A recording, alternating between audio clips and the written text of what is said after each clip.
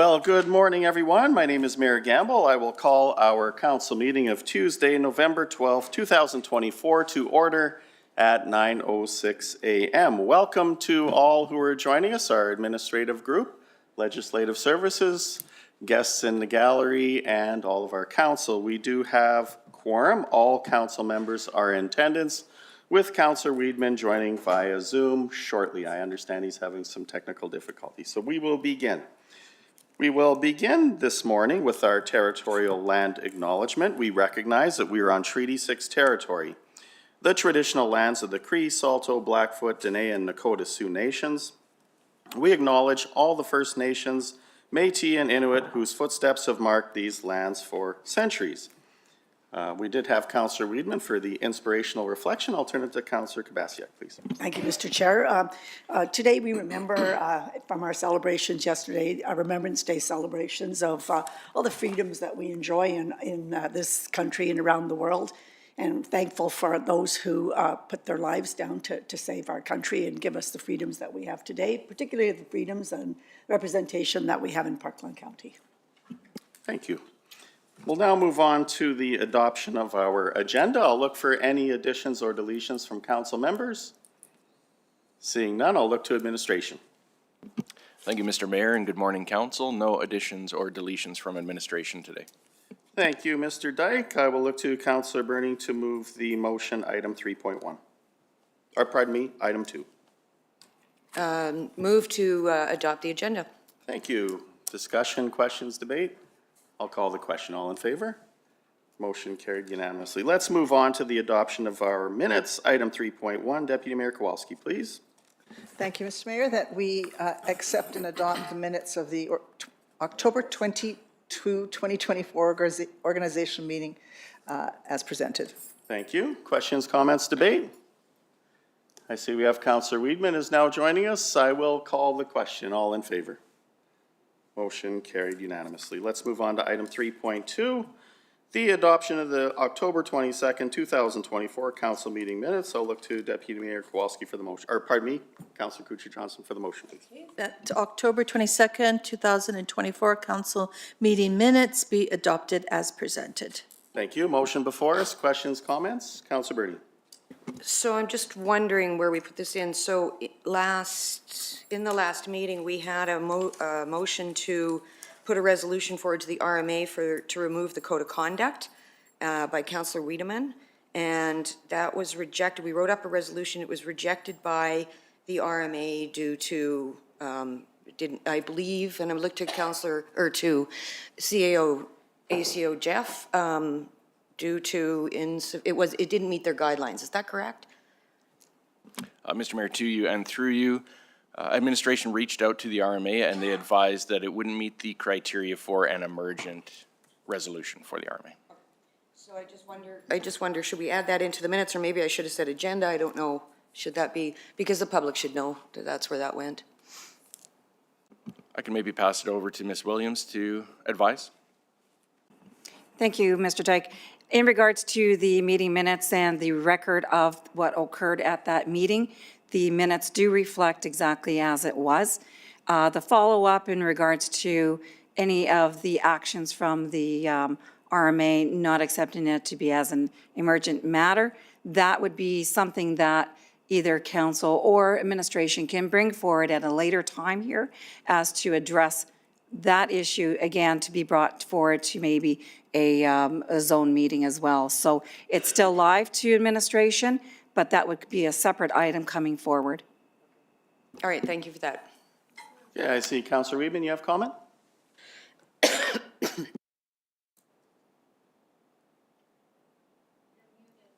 Sorry, Rob, I think you're muted.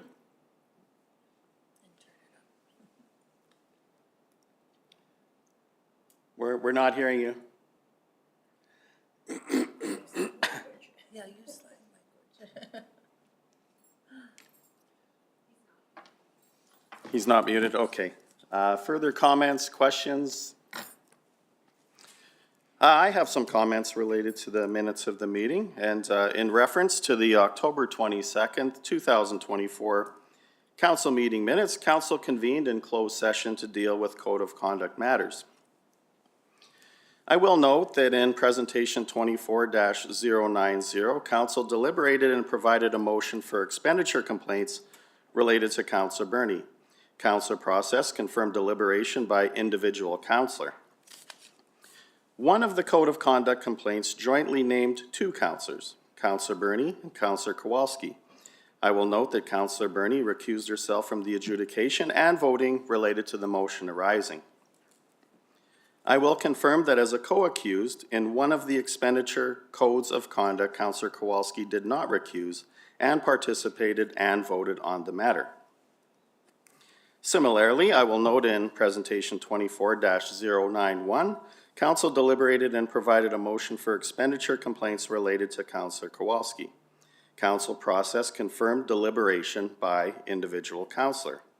One of the Code of Conduct complaints jointly named two councillors, Councilor Burney and Councilor Kowalski.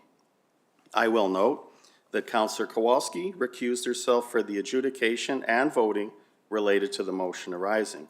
I will confirm that as a co-accused in one of the expenditure codes of conduct, Councilor Burney did not recuse and participated and voted on the matter. In relation to the matters noted, each councillor is provided an opportunity to respond to the Code of Conduct allegations. In my opinion, and this is my individual opinion, recognizing the privacy related to FOIP, I will make note that both councillors Kowalski and Burney co-defendant referencing each other's evidence and carried on private discussions during the opportunity to respond to council. Also, in reference to the December 5th, 2023 council meeting minutes, council convened in closed session to deal with Code of Conduct matters. I will further note that in presentation 23-076, Councilor Burney, as a subject to the complaint, both adjudicated and voted on the matter. And this is just a statement related to the minutes. Thank you. Any further questions, comments, debate? Councilor Burney. So what's your point? It's a statement related to the minutes of the meeting. To the minutes of the last of the, Yeah. Yeah, it's a motion on the floor. It's related to the agenda item.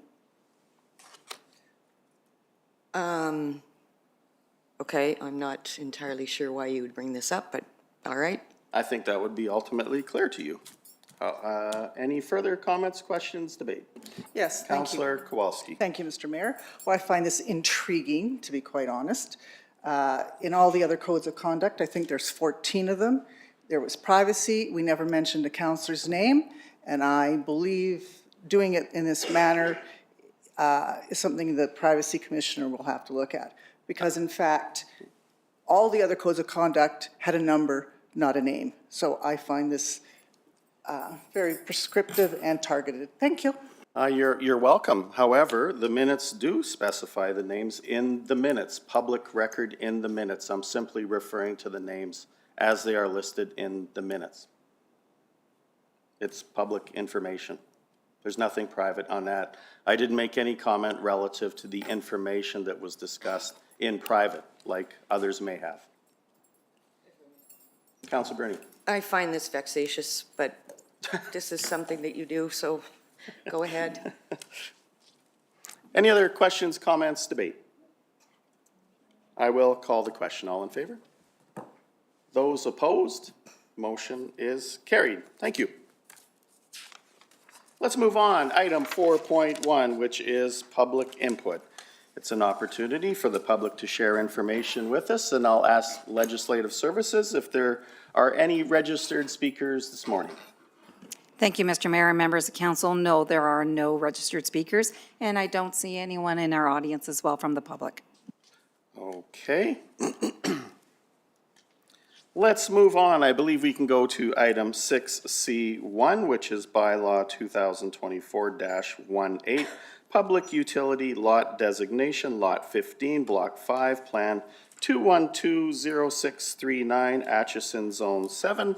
I'll turn that over to Ms. Domajan for introduction, please.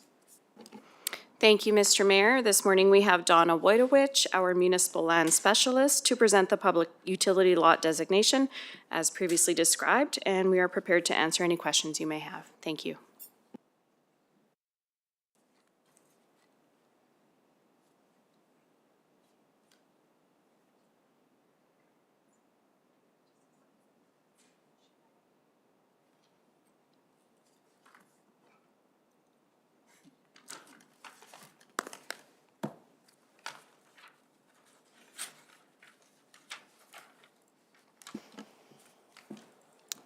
Good morning, Mayor and Council.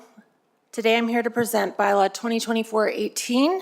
This bylaw provides Council, under Section 665, Part 1 of the MGA, the authority to designate county land as a public utility lot. We're just going to get an image of this land put up on the screen.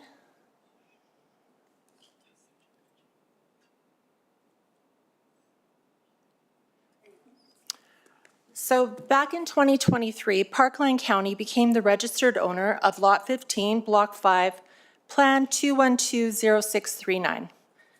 The transfer of the land to the county was a condition of a 2021 approved development agreement.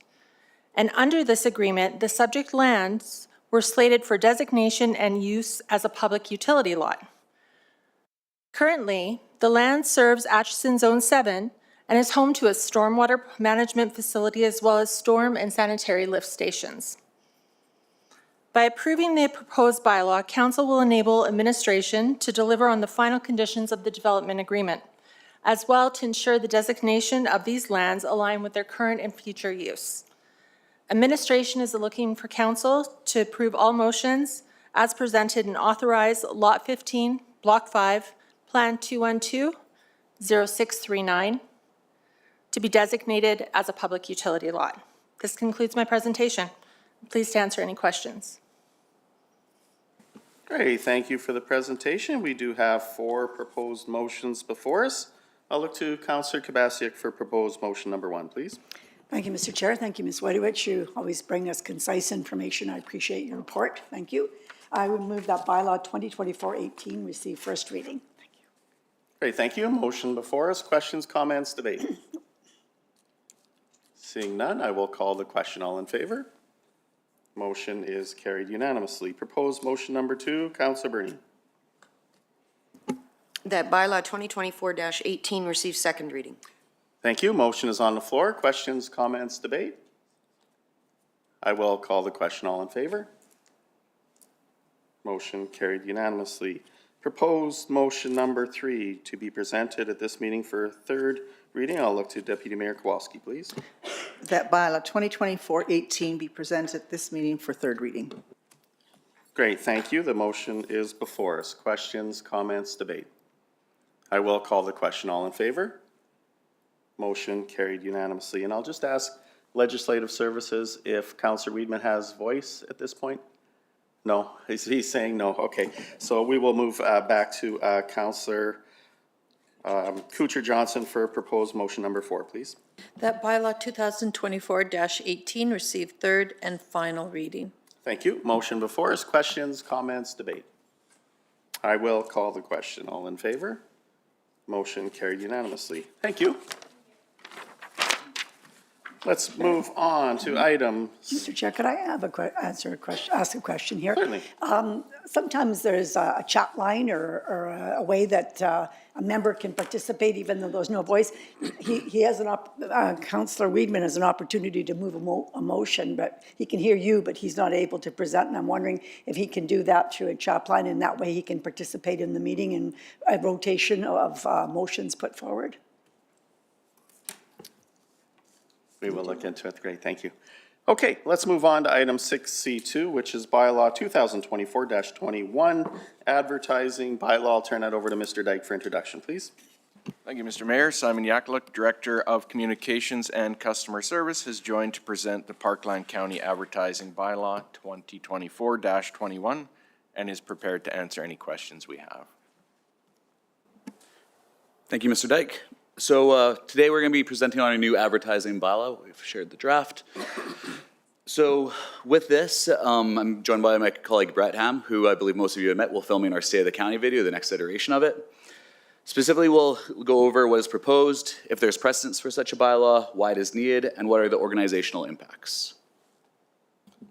Okay, so what we're proposing, basically this is all about addressing the realities of our current local media landscape and effectively serving the needs of our residents. So what we're proposing is that Parkland County adopt an advertising bylaw that would permit electronic means of advertising as one of the valid advertising methods to fulfill our requirements under the Municipal Government Act.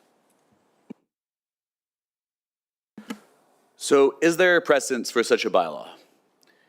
Yes. So under section 606.1 of the MGA, councils are permitted to adopt their own advertising bylaws which may provide for one or more methods which may include electronic means for advertising, hearings, and other things referred to in section 606 under the Act, including resolutions, meetings, and proposed bylaws. In preparing a draft bylaw, consultation was undertaken with other neighborhoods and peer municipalities, including Morinville, Spruce Grove, Stony Plain, and Sturgeon County. These communities have either already introduced similar bylaws permitting electronic advertising or are in the process of amending or introducing them to do so. Okay, so why do we actually need this bylaw? So as I mentioned at the top, there's two main reasons that this bylaw is called for. The first is to meet the community needs in the face of our changing media landscape. And the second is to mitigate the rigid and impractical publishing schedules of our local media. So currently, counties' statutory advertising practices are guided solely by the wording of the Municipal Government Act, Section 606. So under that wording, it's required that we publish at least once a week for 2 consecutive weeks in a newspaper in the area, or that we reach residents by direct mail, or finally, either by a method provided for by bylaw. Now, because we currently don't have our own advertising bylaw, we're basically beholden to that wording of the Act, right? So we're restricted to print advertising or cost-prohibitive direct mail to meet our advertising requirements. So in Parkland County, obviously the 2 primary newspapers that serve our region are the Reporter and the Examiner, both of which are published by Postmedia. Postmedia's own circulation data shows that neither paper is widely distributed outside of Stony or Spruce. So into the, the rural areas outside into Parkland County, there's only about 6,300 issues that are distributed. And that actually includes those boxes where they're just left and residents can go and choose to get them. So by their own data, the distribution rates are just not very high in the region. We do have a couple of other small papers that serve our region. So we've got the Pembina Post and the Community Voice, but those are very small in circulation as well. I guess further to the small circulation numbers, that actually also includes the circulation into Sturgeon County and Lake St. Anne County. So basically those 2 newspapers just aren't really doing a great job in reaching a wide selection of residents in Parkland County. So just in terms of comparison, the county's Facebook page has been really successful the last few years. At this point, we have approximately 14,500 followers. Actually, this morning we checked, it was 14,600 followers.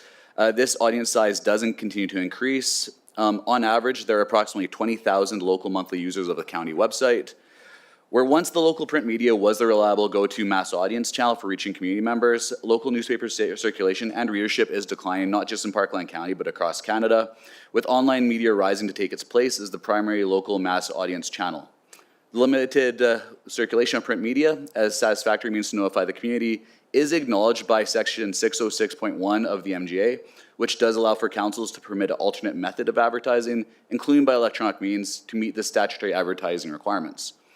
The introduction of a Parkland County advertising bylaw does aim to address this limitation of our current statutory advertising practices by permitting electronic means to more effectively reach and inform a greater proportion of our residents.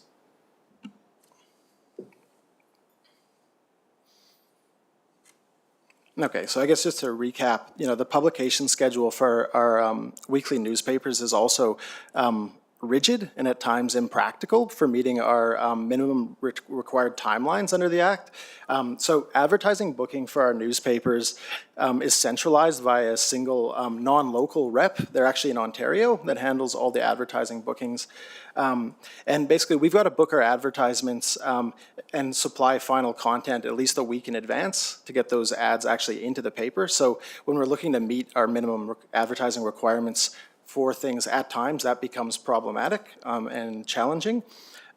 So really, in summing up, the advertising bylaw is all about providing us with future-proof flexibility so that we can actually effectively inform our residents in a timely and cost-effective manner.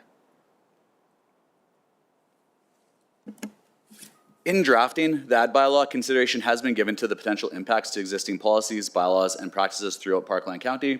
So intention was paid to advertising impacting Parkland County's engagement policy, land use bylaw, and other items that currently fall under the category of statutory advertising as defined by the Act. During this consultation, the recommendation was put forward that any impacted policies and bylaws may themselves be amended to remove prescriptive language around the advertising and instead make reference to the MGA and Parkland County's advertising bylaw. Such a general approach would remove the need for further advertising-specific amendments to policy and bylaws in the future, should the advertising bylaw be adopted or amended again. All consulted were supportive of the introduction of the advertising bylaw. In the case of the land use bylaw, the timing did actually work out really well as we were in the process of reviewing and updating it. Working with the LUB team, they have incorporated those suggested changes into the draft LUB.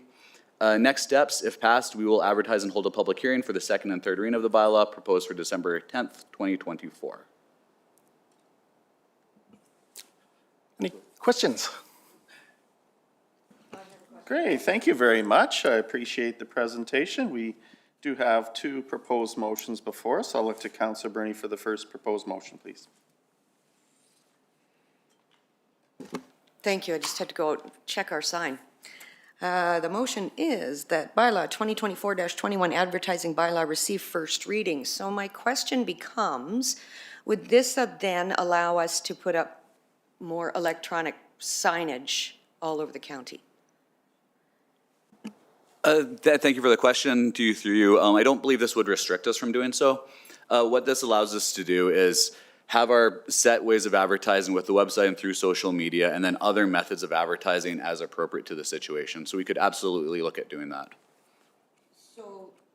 So then I look to Mr. Dyke, thinking that if we change this, it would be nice to have an electronic signboard up front here so that when people are passing by, we can send all kinds of messages, and to have staff possibly look into where else we could put signs throughout the county that would have impact, giving out information like this, other than the, standard ones that we do right now that are not electronic. So as we are in budget, we're going to go into budget. I'm wondering if there could be some money put aside or possibly discuss that during budget time. Mr. Mayor, to you and through you, budget would be the perfect time to bring something like this up, and should council direct administration to look into that, administration could do that for sure. So I ask council to, if they would consider that would be something that we could discuss. Thank you. Thank you. Further questions, comments, debate? Councillor Kowalski? Pardon me, Councillor Capaccio? Thank you, Mr. Chair. This is a great idea, and it, offers other opportunities. It's not that we're not utilizing existing, opportunities, but this just expands. So I appreciate you bringing this forward. Economic Diversification Committee, a number of years ago, did bring to council some options on advertising, and you'll find in the records that just in Atchison, just by Highway 44, there's a huge sign there that could advise motorists, of issues, or we could advertise, whatever. There's an option there, and I'm sure there are other options throughout the county that we could take advantage of and just have Parkland County in the face of traveling public. So great idea. Fully support your concept. Thank you. Great, thank you. Councillor Kuchar-Johnson. Yes, thanks for the presentation. I think that when you talk about electronics, you mean Facebook as well, or the potential for that. And just to provide a reminder that in my region, Division 1, the Devon Dispatch is probably more of a popular newspaper than the Stony Plain Reporter or the Spruce Grove Examiner. I think that there's probably they do get the paper out there, but it is in a box. There's probably only 3 or maybe 4 sites where they have the boxes. There's a lot of vandalism, so just some information. Yes. Great, thank you. I'll provide comment as well. I think that this is a tremendous opportunity for Parkland County to increase our advertising spectrum, to be moving to more online content versus what we're currently doing and limited to doing with things like post media. I believe that this also gives us the opportunity to have factual, reliable, and, very good content with respect to what we want to put out into the public. So really appreciate that. I think this is a huge step forward for Parkland County, so thank you, appreciate it. Further comments, questions? Councillor Weedman? I did hear it a little bit. We heard it a little bit somewhere here, but we do not hear you. If you turned up the volume, maybe? Turn up the volume.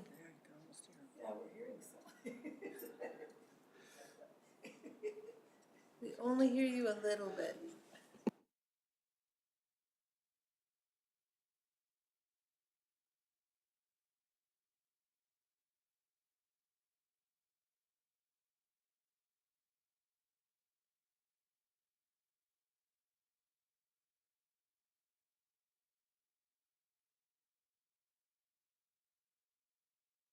I think we've lost them.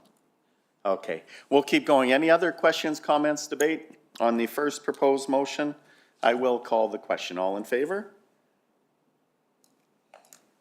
Motion carried unanimously for who is online at this point in time. Thank you. Let's go to Deputy Mayor Kowalski for the second proposed motion, please. That a public hearing be scheduled to be held on December 10, 2024 at 9:30 a.m. Parkland County Centre Council Chambers to hear public comment on bylaw 2024-21. Awesome, thank you. Motion before us. Questions, comments, debate? I will call the question. All in favor?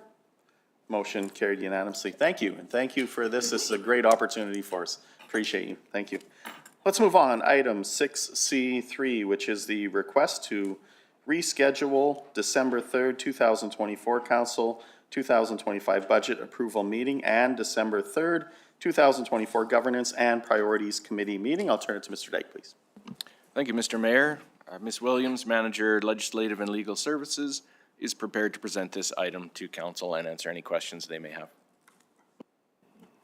Thank you, Mr. Dyke. To the mayor and members of council, before us, we do have two proposed motions. And the background on this is that at the October 22nd, 2024 organizational meeting of council, council approved that the December 3rd, 2024 Governance and Priorities meeting be scheduled to commence at 9:00 a.m. Additionally, council approved meeting dates for council for the ensuing year, including December 3rd, 2024 at 1:00 p.m. for the council 2025 budget approval meeting. Administration supports that in accordance with Section 193 of the Municipal Government Act, that the December 3rd, 2024 Governance and Priorities Committee meeting and the 2025 budget approval meeting of council be rescheduled as follows. December 3rd, 2024, 9:00 a.m., 2025 council budget approval meeting. December 3rd, 2024, at 10:00 a.m. will be the Governance and Priorities Committee meeting. So today we do have the two proposed motions.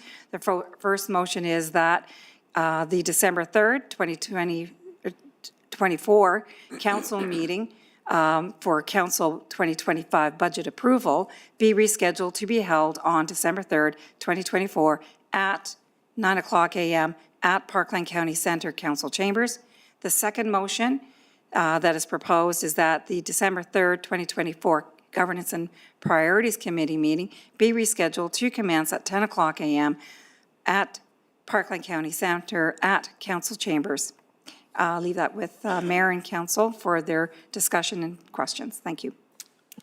Thank you. I'll look to Councillor Kuchar-Johnson for proposed motion number 1, please. That the December 3rd, 2024 Council 2025 Budget Approval Meeting be rescheduled to be held on December 3rd, 2024 at 9 a.m. at the Parkland County Centre Council Chambers. Thank you. Open for questions, comments, debate. I will call the question. All in favor? Motion carried unanimously. Proposed motion number 2, Councillor Gabasiak, please. Thank you, Mr. Chair. Number 2, motion that the December 3rd, 2024 Governance and Priorities Committee meeting be rescheduled to commence 10 a.m. at Parkland County Centre Council Chambers. Thank you. Motion on the floor. Questions, comments, debate? I will call the question. All in favor? Motion carried unanimously. Thank you. Let's move on. Chief Financial Officer, we'll move to item 6E1, the 2024 Q3 financial update. Probably the best part of our day. I'll turn it over to Ms. Froelich. Mr. Froelich for introduction. Thank you, Mr. Mayor. Today we have Carolyn Zenko, Acting Director of Finance, and Caitlin Palmer, Senior Accountant in Financial Reporting, to present the Q3 financial report and answer any questions that you may have. Take it away, ladies.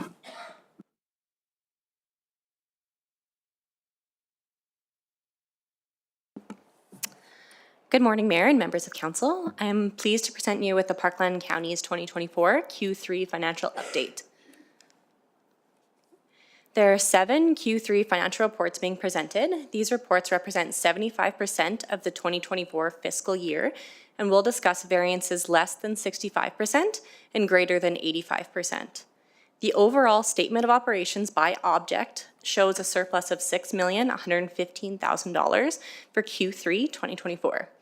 Considering the unique timing of the capital and operating project expenditures, the county is on track for budgeted revenues and expenses for 2024. The next slide provides an overall view of the base operating revenues and expenditures for the statement of operations for the Q3 period, which are those not associated with one-time projects.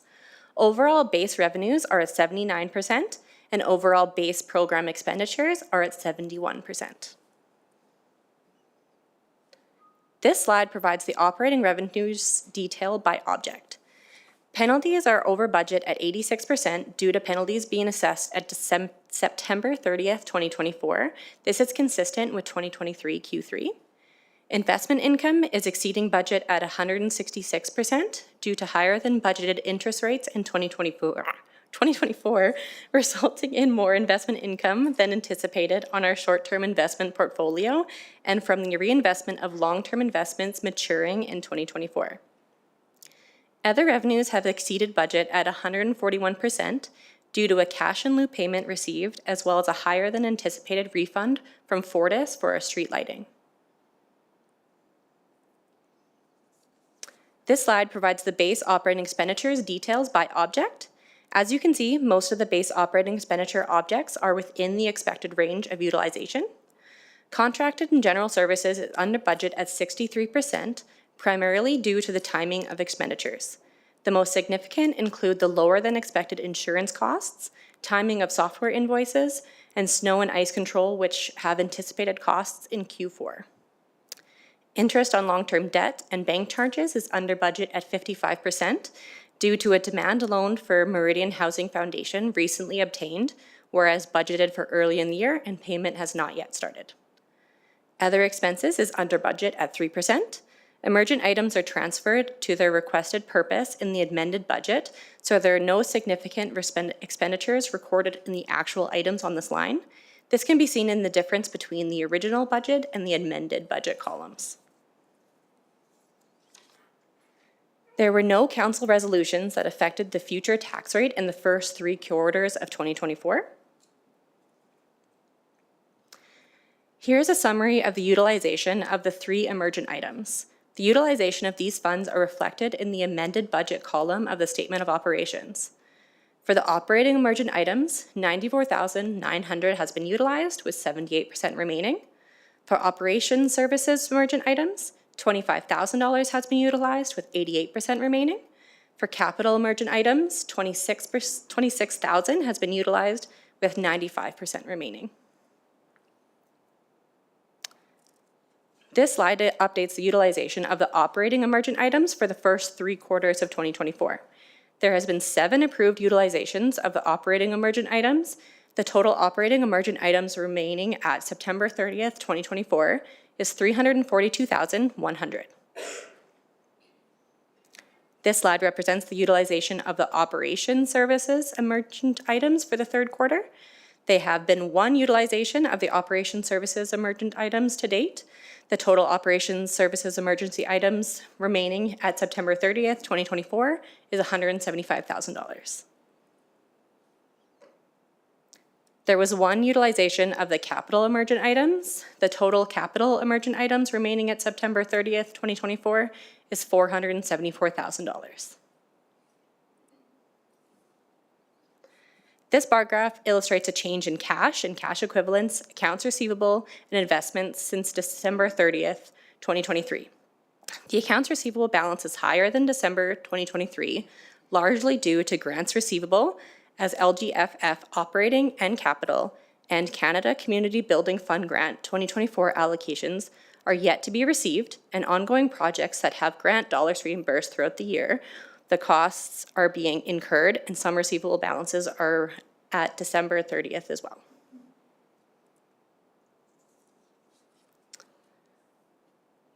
The county debt increased due to a demand loan obtained for Meridian Housing Foundation in the amount of $4,096,030.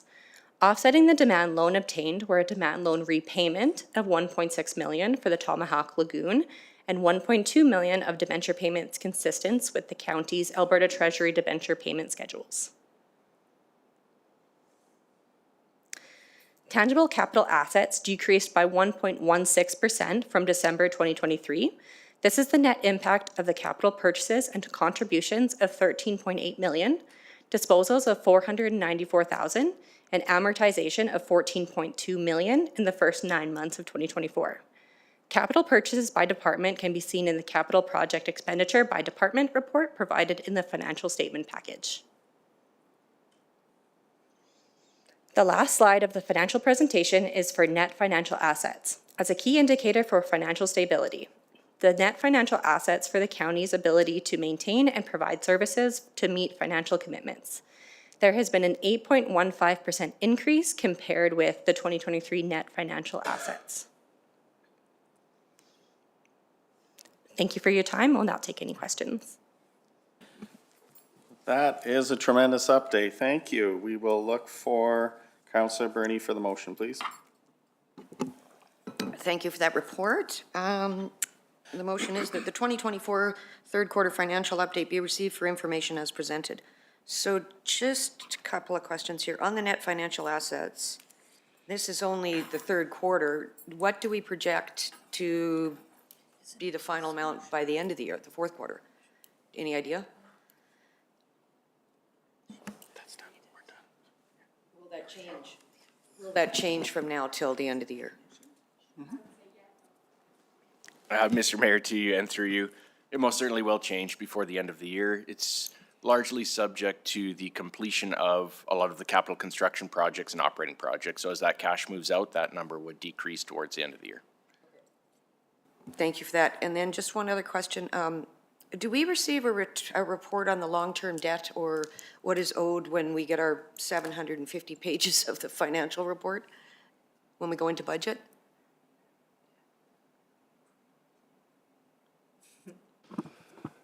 Yes, so the projected net debt at the end of next fiscal year, information related to that will be included in the budget package.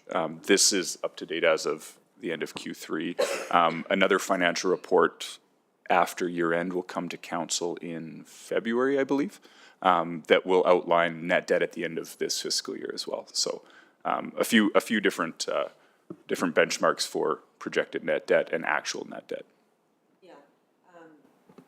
Yeah, would just kind of appreciate a breakdown when we go into budget on a breakdown on the long-term debt would be just, and I think we had that in other years as well. Okay, that's all. Thank you. Hey, thank you. Questions, comments? Councillor Kowalski? Thank you, Mr. Mayor. Just on the operating emergent items, maybe if just a little background, please, on two items. They're very small, but just to know what's happening. The Stantec Master Plan for renovations and the SMR Canada Summit. What were those two expenditures related to, please?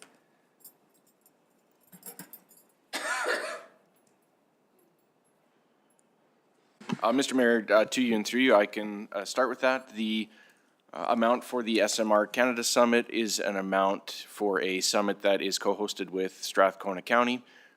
to occur around small nuclear reactors. Mr. Mayor, you may want to speak to that one as well. Yeah, that was a council motion to approve that expenditure to be put within our emergent items for a March 25th co-hosting of the SMR summit that's coming forward to us. So it was a council-approved motion to put that funding aside coming from the operating emergent items category. Thank you.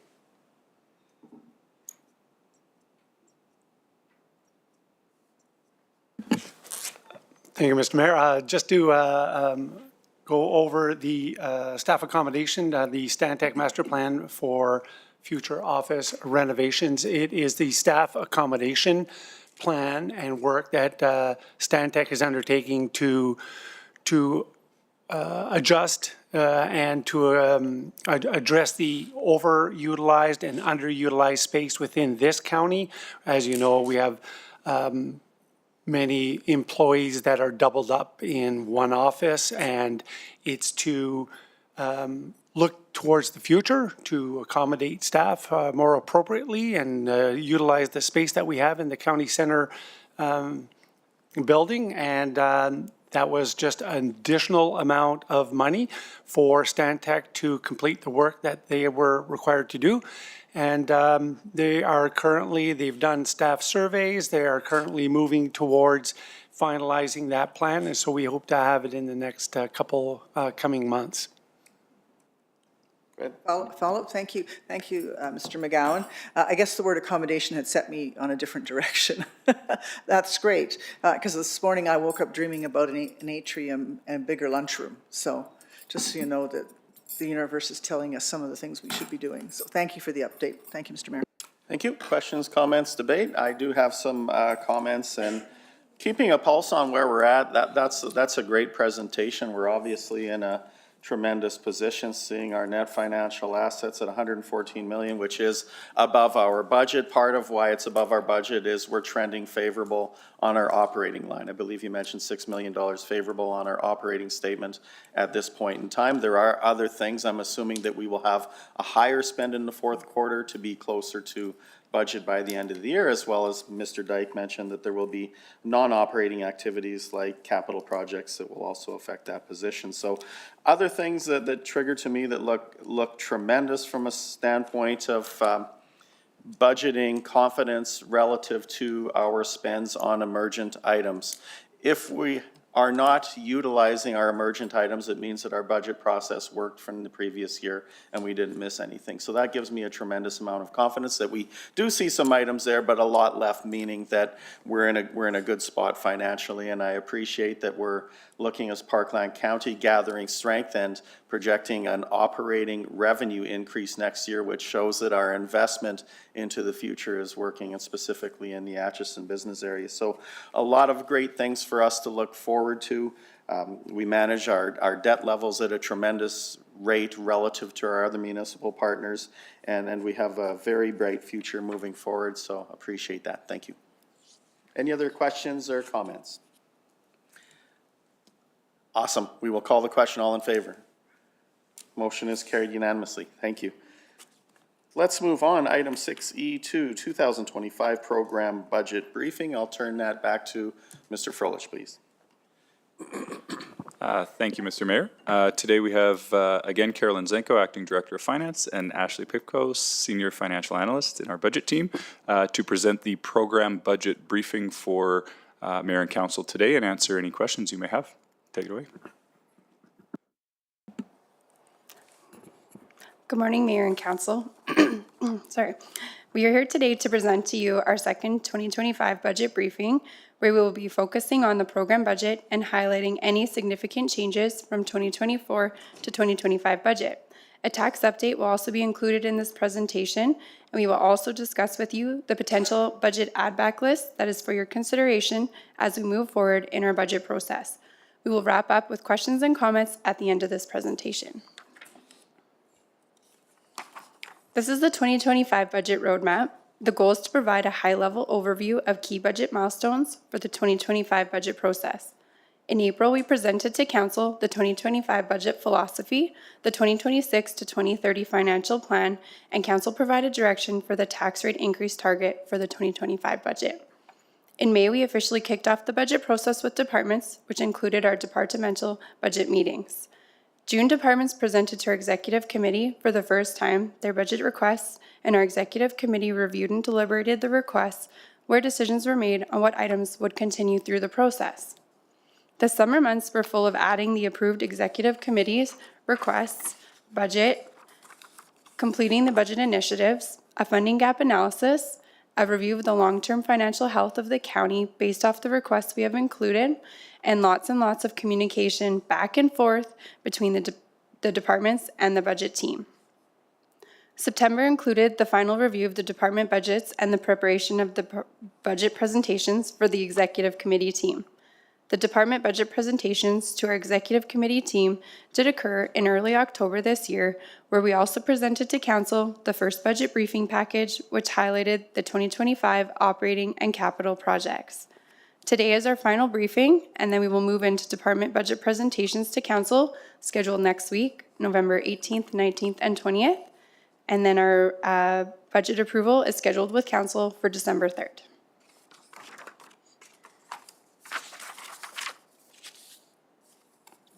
Our budget is broken down into three components. The first and second component of the budget is the operating project and the capital project budget. These two components allocate resources to one-time projects that vary from year to year. These two components are mostly funded with grant dollars and restricted surplus dollars and have little reliance on tax dollars. These were presented to you at our first briefing. The third component is the program budget or the base operating budget. This allocates the resources necessary to deliver programs and services to residents based on predetermined service levels. This component is primarily funded through tax dollars and is heavily impacted each year by inflation. As we move through these slides, if council has any department-specific questions, we will collect them and provide them to departments so that they can answer them at the department presentation time. This slide is illustrating a high-level overview of only the operating program expenditures, not the program revenue for 2024 to 2025 budget. From 2024 to 2025, there's been a 5% overall increase in expenditures. For context, inflation over the same period in 2024 was 2.9%, and 2025 is projected to be at 2%. This increase also contains changes to department programs and services that support council's strategic plan. I will go over the increase by object on the upcoming slides, and the departments during their presentations will be describing more of the details that make up this increase.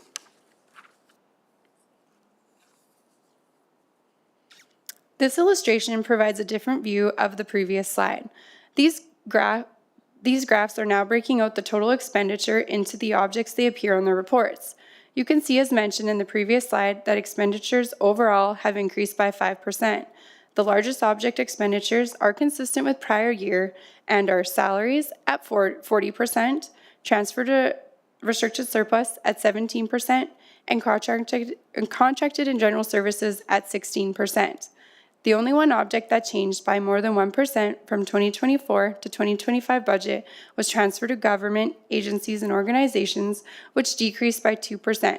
This is mainly due to the Spruce Grove Civic Center and Devon Arena contributions being completed in 2024.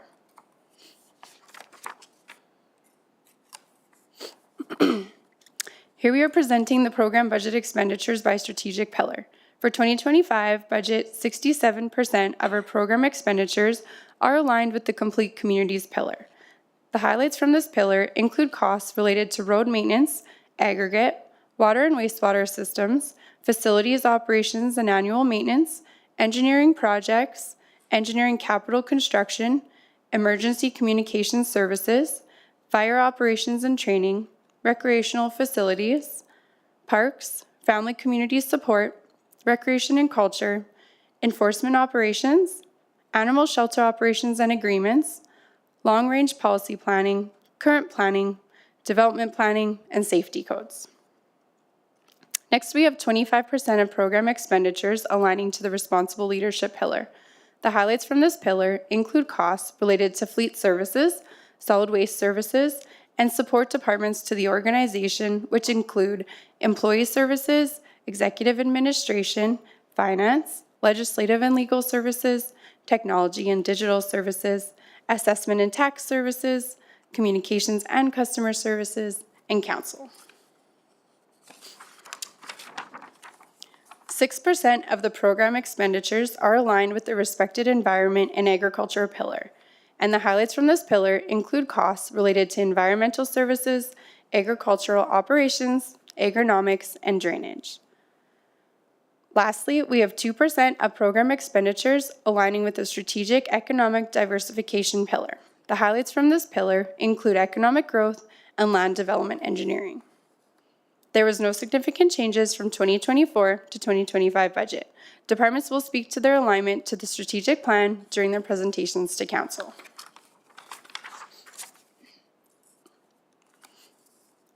Here before you are the program budget expenditures relative to the 2024 budget. Starting with the salaries, wages, and employee benefits object, there's been a $2,196,400 increase due to annual salary adjustments and new staffing requests. There's been $288,900 reallocated from other objects that is contributing to this increase. In the upcoming slides, more information will be shared relating to the increase in salaries, so stay tuned. Contracted and general services increased by $1,300,200. This has been caused by inflation to maintain existing service levels. We have seen costs related to snow removal, janitorial, vehicle rentals, and software renewals all increase in cost. With the Next Generation 911 System Phase 2 coming to completion, the cost to maintain the server infrastructure on these systems has increased significantly. Lastly, with the upcoming 2025 election, we have added in all the expected expenditures, which is contributing to this increase. The materials, goods, supplies, and utilities object has increased by $250,000. This has impacts from inflation relating to personal protective equipment for our fire services department, gravel increase, and cost of replacing fleet tires. We have seen an increase to electricity and sewer from our building inventory expanding. We have also added in another water meter at the Wabamun Spray Park, which is contributing to this increase. Interest on long-term debt, bank charges, and transfers has increased by $371,100. The increase reflects the final drawings on 4 debenture projects, which are the Atchison Zone 5 wastewater trunk upgrade, Entwistle Water Reservoir, Tomahawk Lagoon Renewal, and Township Road 531A 114th Ave widening. We have completed paying off 1 debenture, which is the Atchison Water expansion. Transfer to government agencies and organizations decreased by $1,373,400. The main factors are the Spruce Grove Civic Center and Devon Arena contributions being completed in 2024. The capital cost share requests and major sustainability grants have also decreased from 2024 to 2025. The operating cost shares have increased over last year, and the 2025 budget includes an estimated increase for the provincial policing contract. Purchases from other governments increased by $419,900. This is due to the increase in rates and usage relating to water and wastewater. Inflation has impacted our fire agreements and the transit service operating costs. And lastly, the addition of the 2025 election costs. Other expenses decreased by $50,000.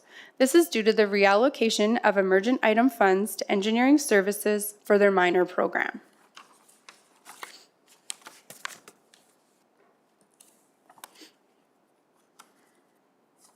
Here you can see our revenue in comparison from 2024 to 2025 by object. Overall, our revenue is increasing by 5%. The largest revenue sources for 2025 are residential and non-residential tax, making up 75%, and user fees and sales representing 10% for the upcoming year. The change between object has remained consistent from 2024 to 2025. Transfers from restricted surplus decreased by 2%. This was mainly due to Spruce Grove Civic Center and Devon Arena contributions being completed in 2024. Property taxes, residential and non-residential, also changed by 1%. Parkland County continues to remain competitive and provide opportunity within the region when it comes to attracting new developments. There are several notable large-scale developments in the county that are complete or nearing completion. That is accounting for nearly 400,000 square feet of development coming online. From a land development perspective, the potential of nearly 300 acres of shovel-ready land related to the 16A intersection projects will position the county to take advantage of interest rate cuts and an increase in market demand anticipated for 2025 and beyond. More information on this will be provided at department presentations coming up next week. I will now pass the mic to Craig to continue through the presentation. Thank you, Ashley. The next slide here, one of our larger expenditure line items, shows the breakdown between general and contracted services. So general services consists of costs such as software subscriptions, insurance and legal costs, repairs, maintenance and mechanical costs, vehicle and equipment rentals, and other costs of similar nature. Contracted services include contracts for various hauling, groundskeeping, janitorial, and IT managed services as examples. Departments will be prepared to provide more detailed information for council on contracted services during their individual presentations on the 18th and 19th.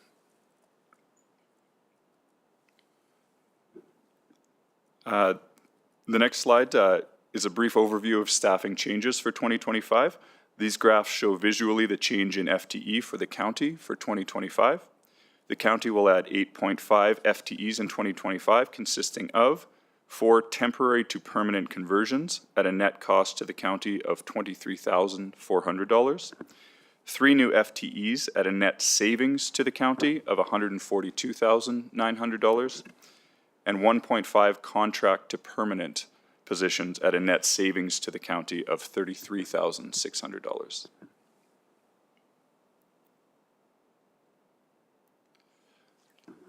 The next few slides will give us a brief tax update on the county for 2025.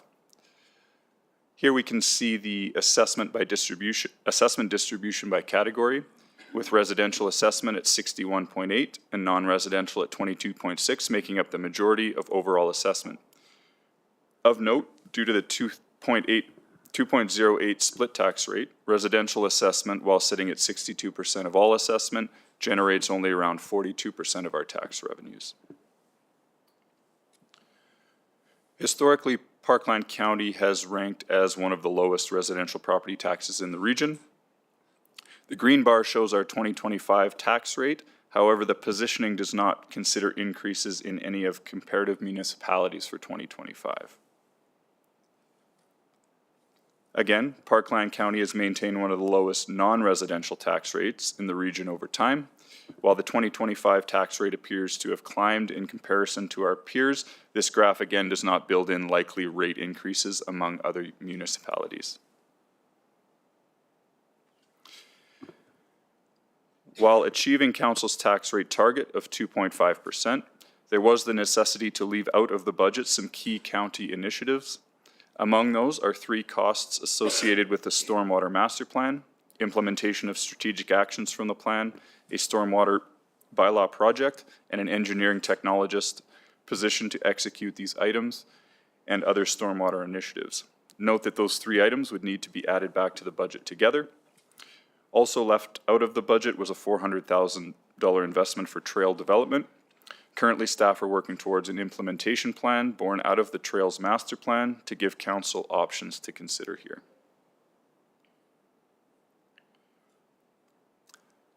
We can move on to the next slide.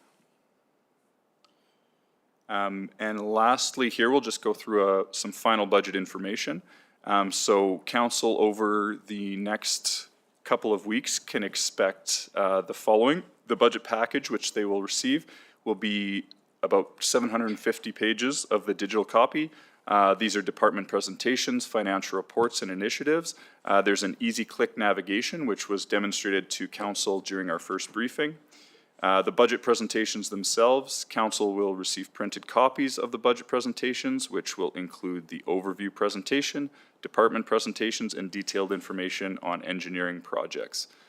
This printed package will allow council to walk through the presentation with departments and make any notes along with the slides as departments move along.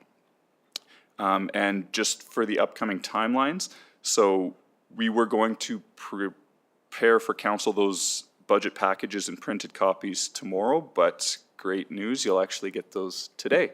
So an extra day to review all that budget information. And then that leading up to the budget presentations themselves on the 18th and 19th and 20th with final budget approval on December 3rd.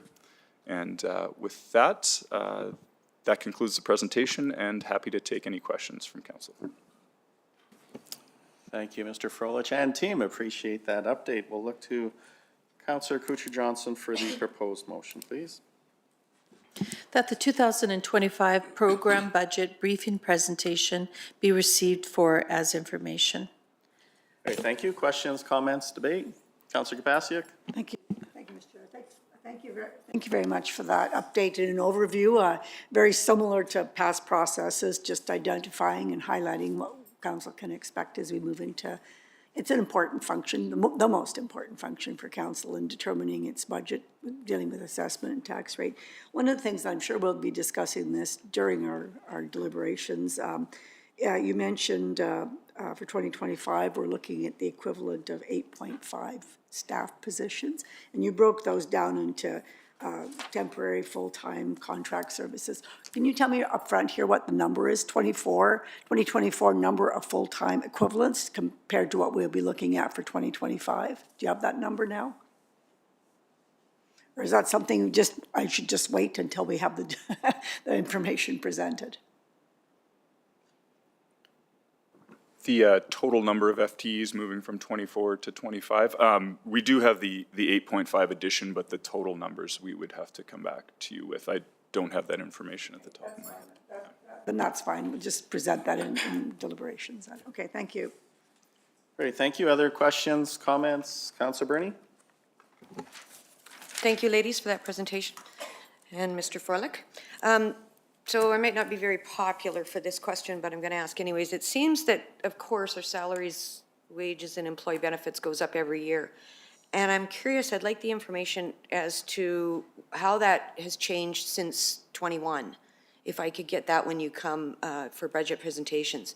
So again, we're going up 1% this year, and would just like to take a deeper dive into that, if we could, because I remember what I'm seeing every year is it just keeps going up, where at some point can we kind of even it off that, you know, it's not going up a percentage point every year. So that's my question. That's the information that I would like to see coming forward. Yeah, we can take that away and assess what the best way to kind of present that information is. You know, on our side, we have done some work on attempting, based on information available, to do some diligence on what other municipalities look like for their salaries per capita per assessment. So there's information that allows us to benchmark ourselves against other municipalities that we've been looking at as well, and something that we definitely keep an eye on, and we can take it away as to how to best present that to council to kind of paint that picture a little bit better. Yeah, thank you. It's a tough subject to talk about, but I think that we need to take a look at it if that includes staggering increases or something. I don't know, but I just keep seeing this grow and grow and grow every year. It's the one, you know, the one for sure, and just maybe want to take another deeper dive into it. So thank you for that, what information you can bring for that. Thank you. Great, thank you. We'll go to Councillor Weidman, then Councillor Kowalski.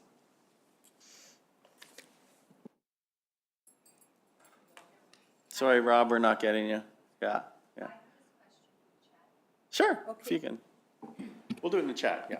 So Council Member Wiedemann's question is, can we get enough information during the budget process to determine the cost of administration plus subcontract and compare to other municipalities per capita?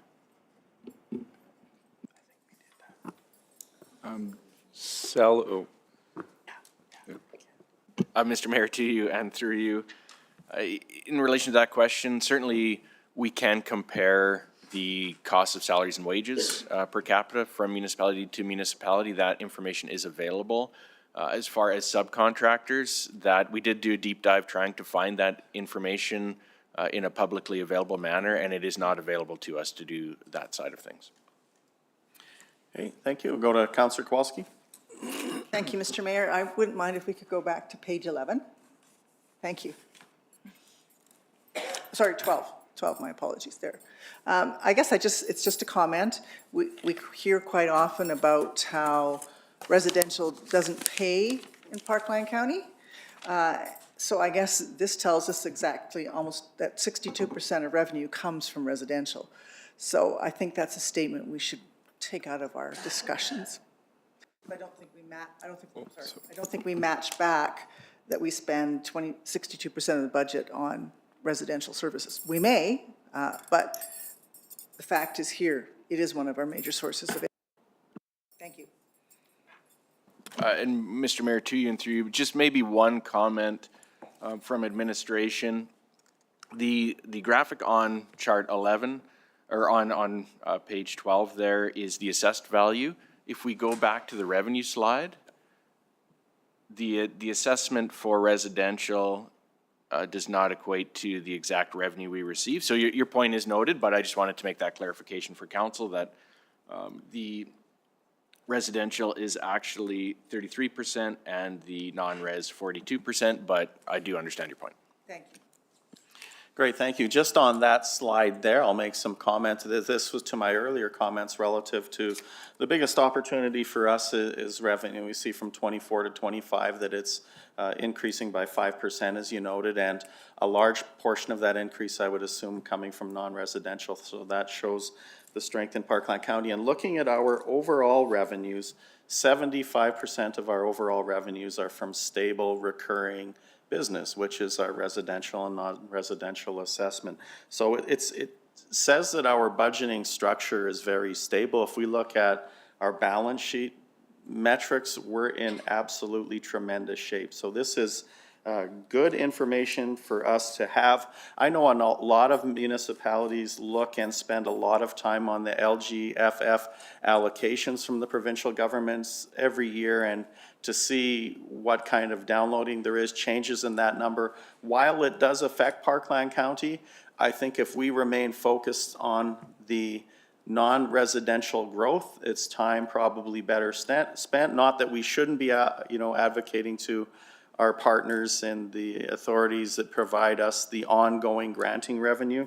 And I think that we should have we do have a very strategic approach with our provincial and federal partners related to capital programs that we have, looking at our success with Minister Dreeshen and having almost $100 million allocated to us for Highway 60, Range Road 20, and the opportunities now for 628, as well as receiving almost $30 million from the federal government with respect to the Wadman initiatives and the intersection upgrades. So when we look at capital, we should and continue to have a very strategic approach with our partners, but we have a very, very solid revenue line and opportunities to increase non-residential, as well as looking at the energy opportunities, albeit more longer term. I think we're in an absolutely tremendous position. So we're looking at coming into budget presentations where much of our budget is fixed. So I see some vibration and opportunity with respect to our target of 2.5%, but we're in a great situation. So those are my comments. Thank you. Any further comments, questions? Councillor Wiedemann, chat question? Council Wiedemann's comment is residential does not pay. We should set a target for non-residential taxation, maybe to 30% for now. Great, thank you. And that is a good point. We do recognize that when we look at breaking down our revenue columns relative to the cost of service, I agree that certain parts of residential do not pay. We also look at, we're not growing residentially, that we are growing not residentially in population base, but we are growing in our non-residential. So I believe that kind of fits in line with your question. And I will say that our opportunities for residential growth that does pay is if we grow in residential by looking at the structure of the size within our subdivisions that are attached to municipal servicing. So I believe that that section, high density of fully serviced residential, does probably show a return. But I do understand, yeah, I do understand with respect to the average typical residential component thereof. So thank you. Any further questions, comments, debate? Councilor Bernie. Yeah, I should say too that I do agree we're in a strong position. We are well managed. And when we look at these things, that's our job to take a look at, you know, where we can cut back, add, whatever. We just want to make sure that things are, you know, where can we improve? How can we improve? And I know that you do a fabulous job on all of this, and we do appreciate it. And I love their strategies for moving forward in the future. Things are looking very bright for Parkland County, which is good. But that still means that we have to be very prudent in how we take a look at where the money is going. But thank you for all the work that you did. It's much appreciated. Further questions, comments, debate from council members? Seeing none, I will call the question. All in favor? The motion is carried unanimously. Thank you. Much appreciated. Looking forward to next week, best week of the year. Okay, we are now going to take a short break, a recess, and we will reconvene at 10:30. Thank you.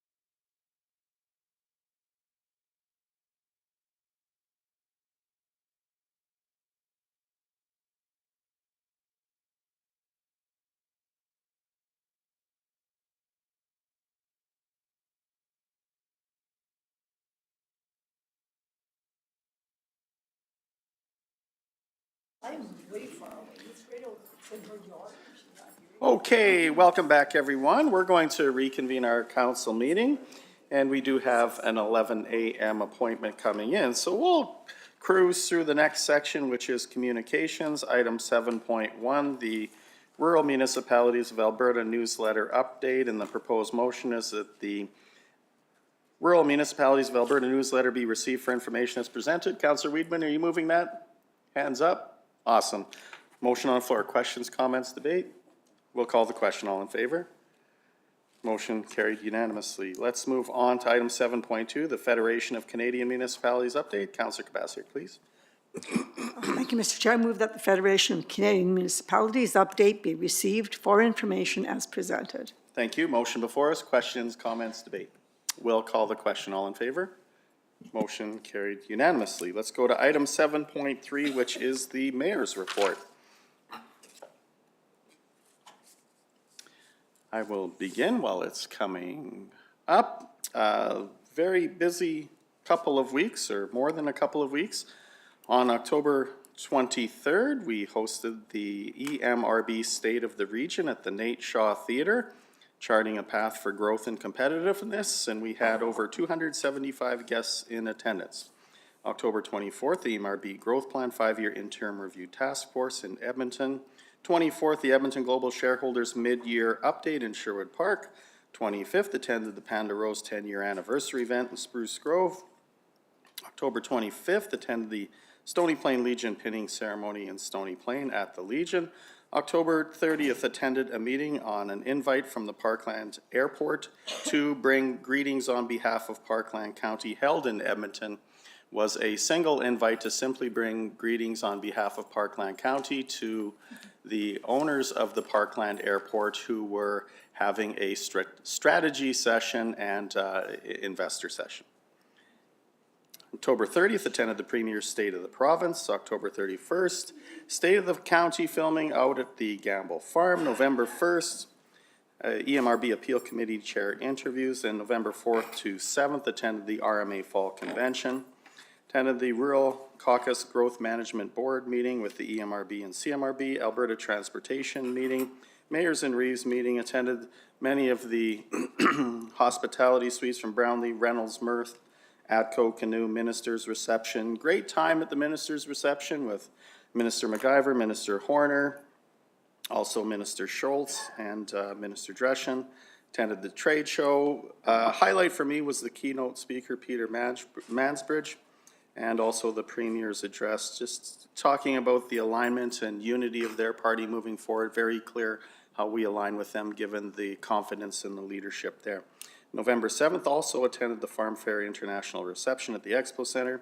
November 8th, attended the Stony Plain Parkland Pioneer Museum sod turning in Stony Plain. And November 11th, attended the Remembrance Day ceremony at the Trans Alta Leisure Center.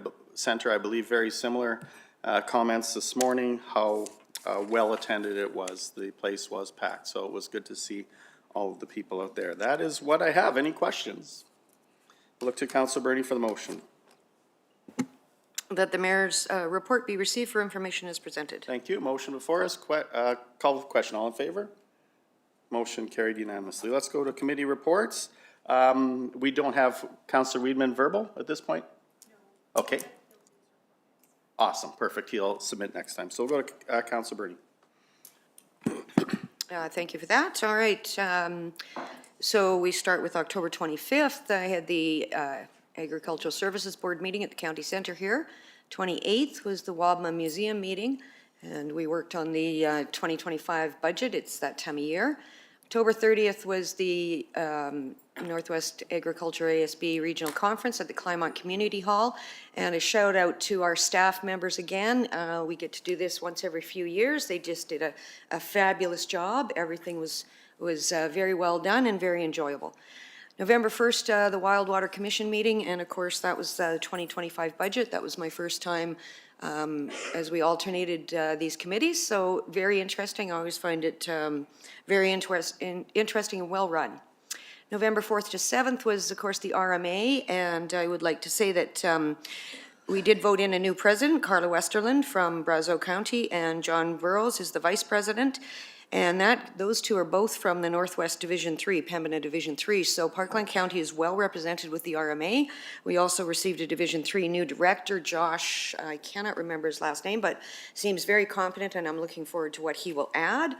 Also, I myself received a graduation certificate for the EOEP courses, so glad to have that done and the certificate in hand. And that's my report for now. Thank you. Okay, thank you. Questions? Councillor Kowalski. Just waiting for it to be put up.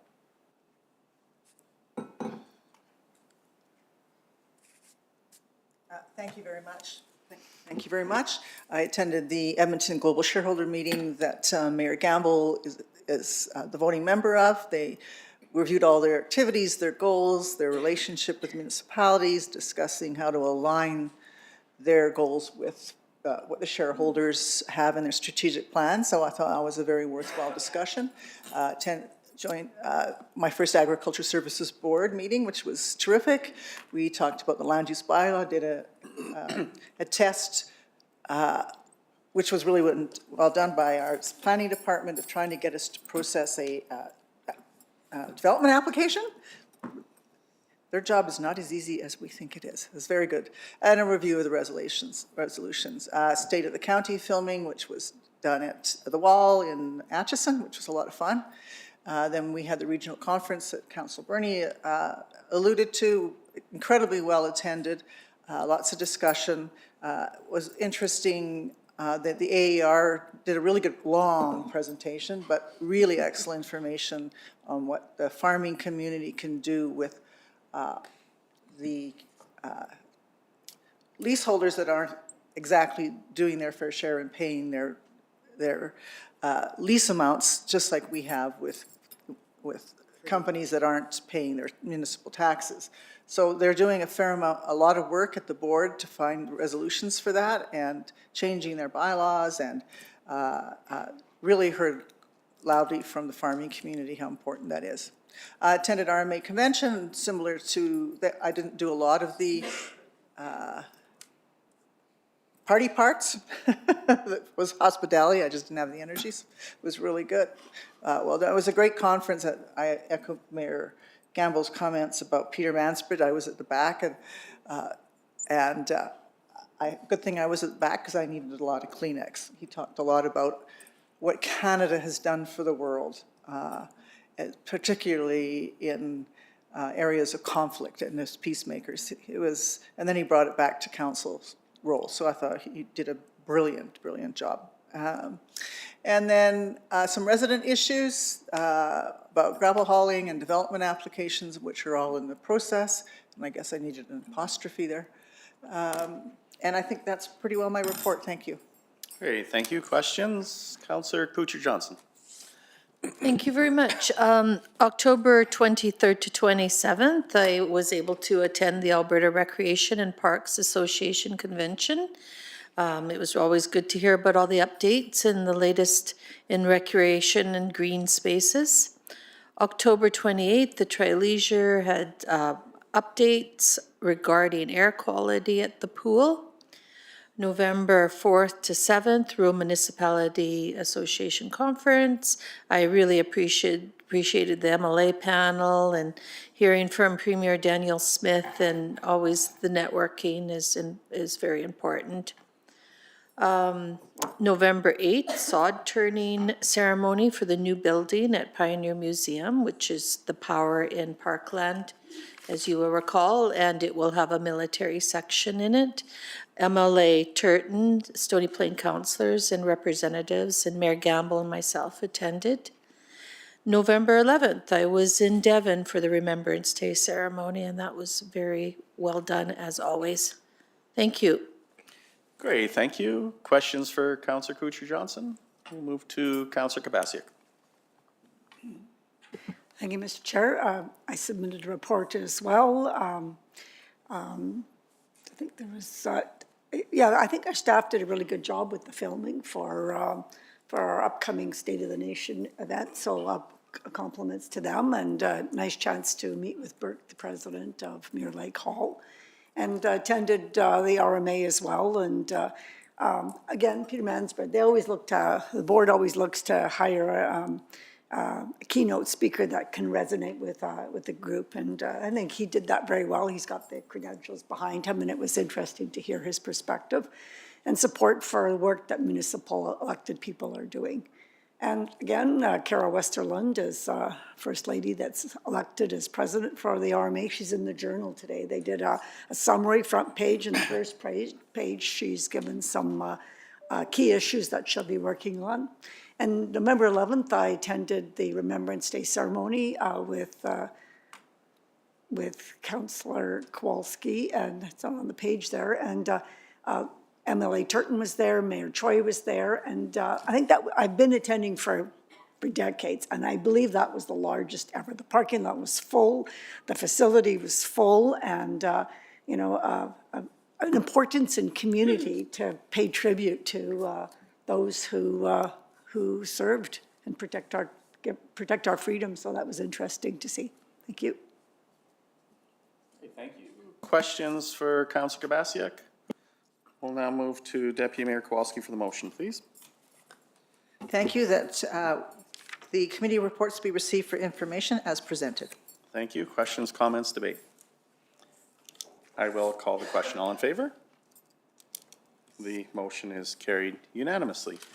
We are at 10:51. I see we do have our guests here. I'll look to Mr. Cross if we're ready to go. Okay, awesome.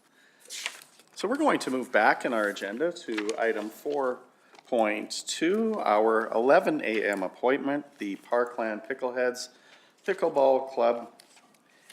First of all, welcome, and I'll look to Mr. Cross for introduction.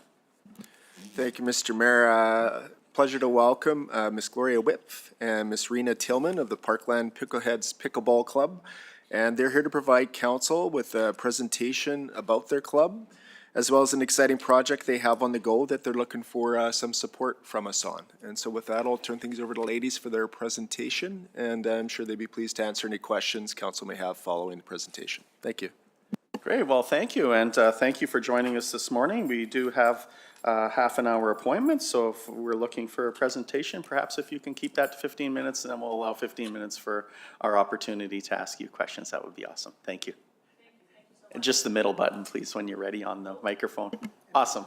Possibly move it a little closer. All right. Can you hear me now? Oh, my.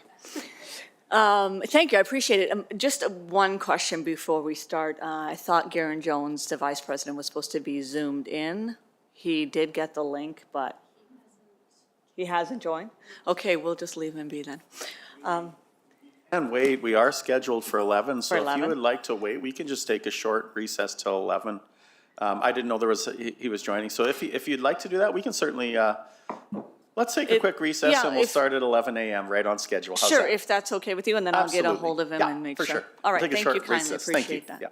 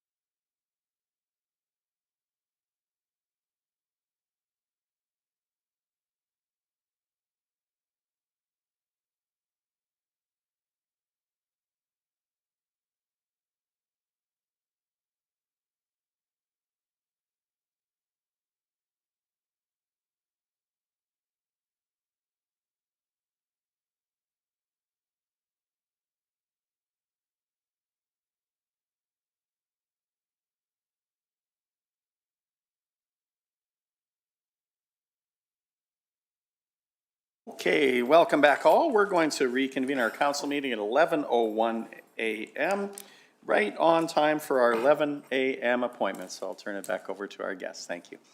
Thank you so much. On behalf of myself, the president of the Parkland Pickleheads, Gloria Whip, and Rena Thielman is with me. She's in charge of our memberships, and the Vice President Garen Jones on Zoom. We want to say how grateful we are that you have allowed us to come forward and speak to you on behalf of this project. Again, do you mind if I use the mouse to go through here? I just want to go again. I know it's been a while, but I just want to go back and give a little brief history on what brought us to the point that we are currently. So again, the Parkland Pickleheads was born basically in 2012, incorporated in 2014 as a nonprofit society. In 2017, we refurbished the tennis courts located on Reservoir 2 in Spruce Grove, which resulted in 12 pickleball courts. At that time, the city of Spruce Grove provided us with $100,000 in funds, and Parkland Pickleheads came up with $104,000 based on our fundraising amounts and the $70,000 that we got from a government CFEM small grant. On that, we became a club and started organizing our play.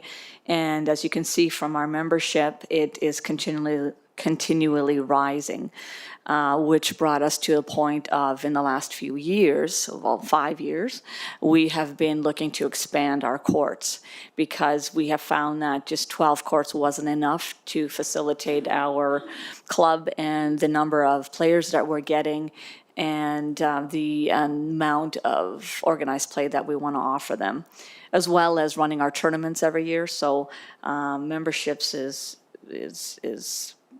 moving upward. Pride in our membership, our club is very well organized, very well managed, and it's run completely on volunteer hours. Club-related volunteer hours,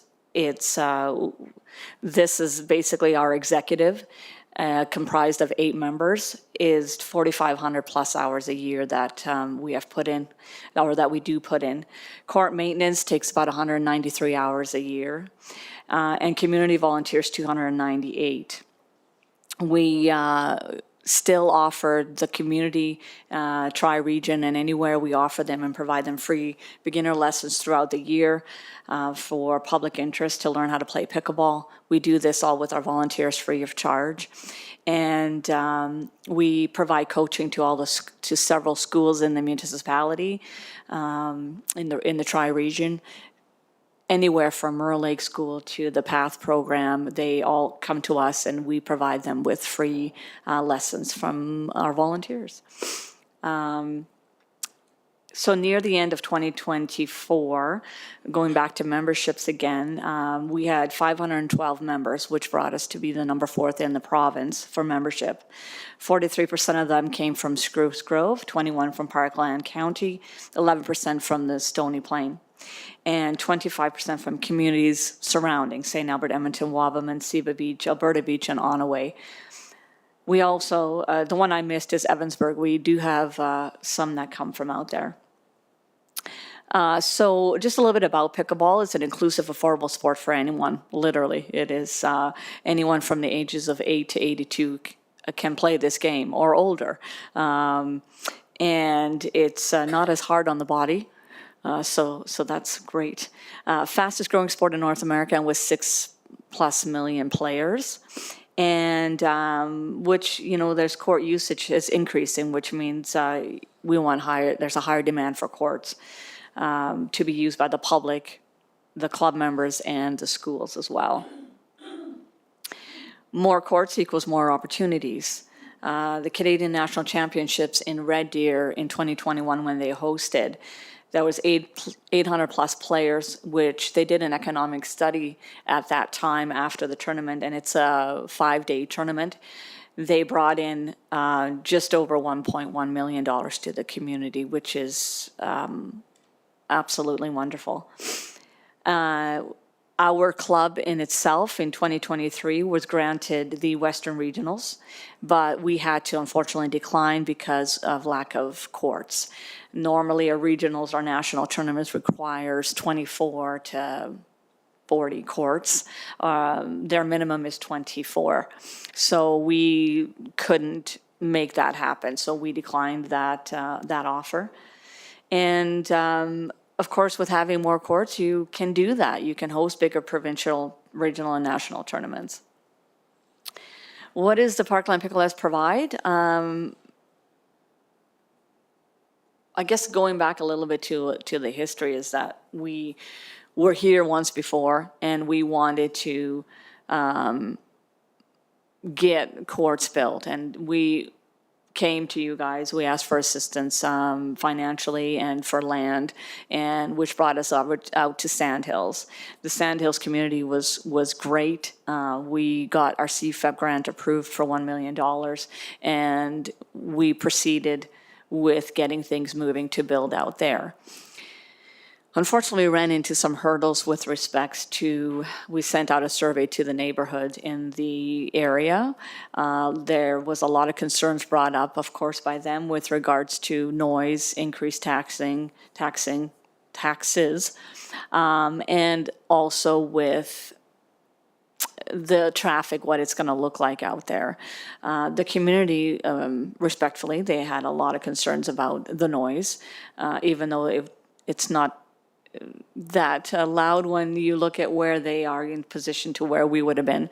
But I think it goes back to a lot of them had said with regards to the airport and how loud it has been for them. So they didn't want to have round 2 with pickleball.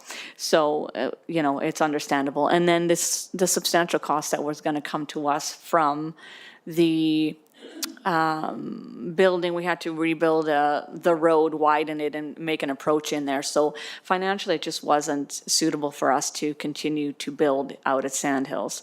So we went ahead and we looked for other land. We found a location, and I'm going to get to that in a second of where we ended up. But ultimately, where it's coming now is same basic scope. We are looking to build 24 pickleball courts, and it's going to be adjacent to a 14 indoor pickleball facility, which is a private investor is building. We have organized ladders round robins league play, and we have the only youth program in the area, which is great because we have such a huge youth interest for this sport. And then we have ongoing training, lessons, and clinics. Our tournament opportunities are going to be a lot greater, as we stated. Social events, friendships, and fun, which is the key of this. You get to exercise without even thinking that you're exercising, which is always better. We pride ourselves in promoting health and fitness. And again, it's for any age and diversity. So our vision was the same, and we wanted to build these courts. We found an investor who was able to provide us some land, which is Stony Plain Land, Inc. We met with them, and together we're going to construct this facility. There'll be 28 courts in total.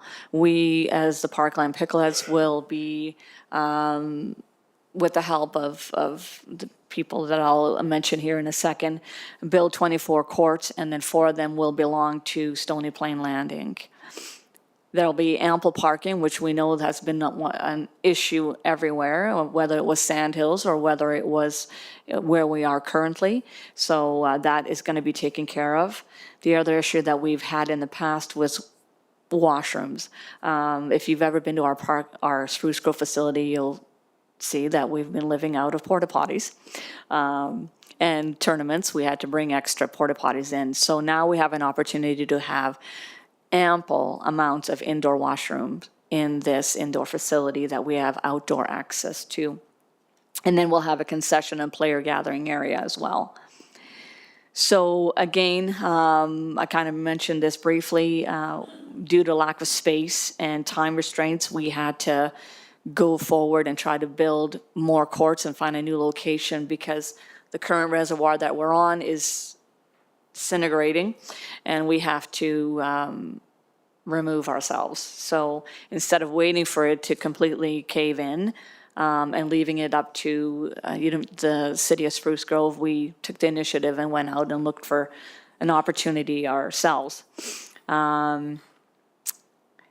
This is what it's going to look like on the map. The white area down here is the portion that the Parkland Pickleheads will be paying for and taking care of financially and otherwise. And then the first yellow is phase 1 of the indoor facility, and the second one is phase 2, which we don't know when that's going to be because that's up to the private investor. Again, as you can see, there's ample opportunity for parking, which is something that's great. Just a couple pictures of what it is that it's going to look like. So overall, the cost of it is going to be, now this is an estimate because by the time it comes to next year, we don't know when, how high the prices are going to go up for supplies, but $2.2 to $2.4 million for this project. CFEP has already contributed $1 million. But we need to be able to match that $1 million funds in order to receive the entire $1 million. Thus far, Parkland Pickleheads, through our fundraising abilities, through our sponsorship opportunities, and through running tournaments to try to raise money with our volunteers, have come up with $400,000. The city of Spruce Grove has already contributed $400,000 and has provided us a letter of support to state that they are good with us moving the $400,000 from the Sandhills project to this new facility. The town of Stony Plain, we have had a meeting with them, and we had requested $200,000 from them.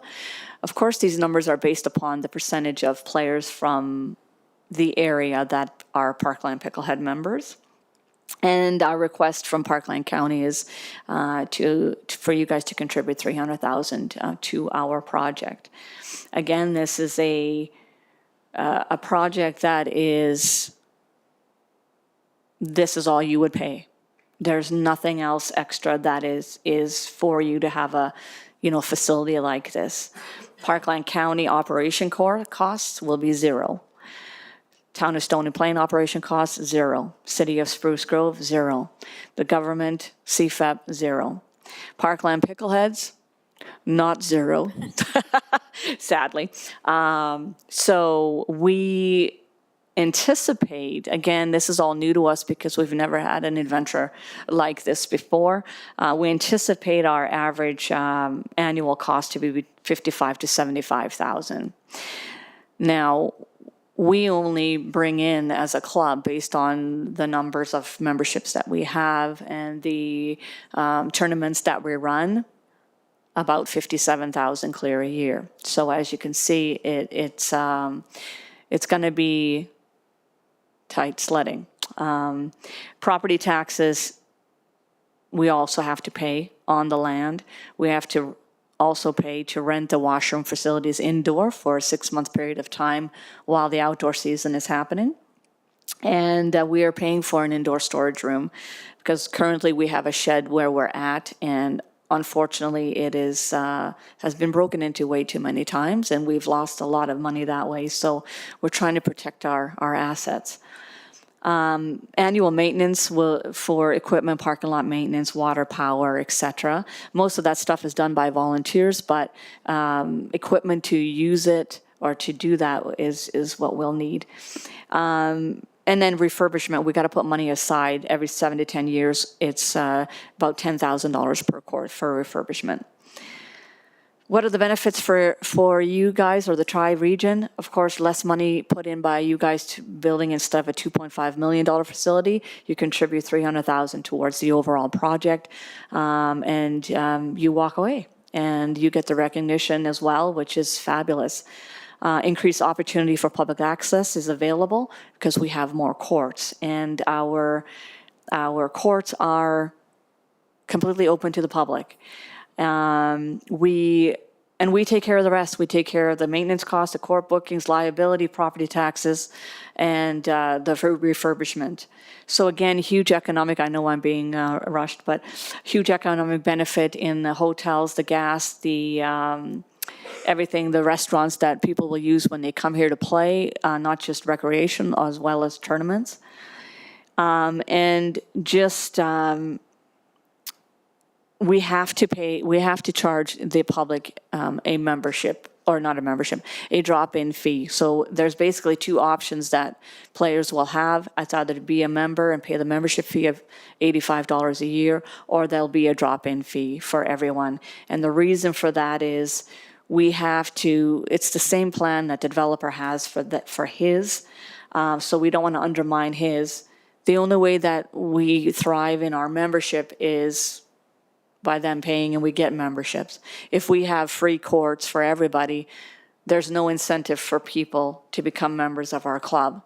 And without members, we don't have volunteers, we don't have people to help us run our tournaments, which means we don't have any funds to continue with a club, and there will be no club. So the amount of monies that we're asking for a drop-in fee, $5 per player, is very minimal, but it'll help towards our goal of what we're trying to achieve.